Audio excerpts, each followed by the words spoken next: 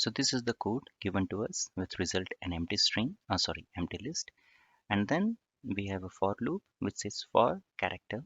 Character is a temporary variable in ISRO is great is the string given to us. Now the condition is if this variable is equal to exclamation sign, then continue. Otherwise, when we say continue, that means skip it, right? Otherwise, keep appending this into the result. So what do you think would be the output here?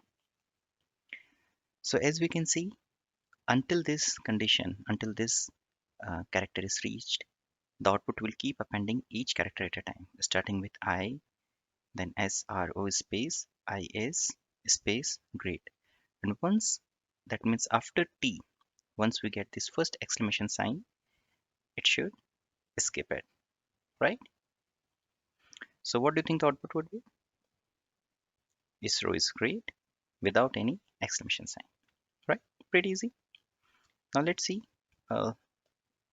example, and rather than saying the continue, we will use the break statement. Now in this case, we have changed character to a space. Please note this is not null, this is a space. So that means whenever we will get the space, that time we will break the loop. So technically we should break it after O, right? So ISRO should get added to result, and after that, as soon as we encounter the first space, the loop should break. So let's see what's the output. Output would be a list containing 4 letters IS, R, and O. So with that, I hope break and continue both are pretty clear to you.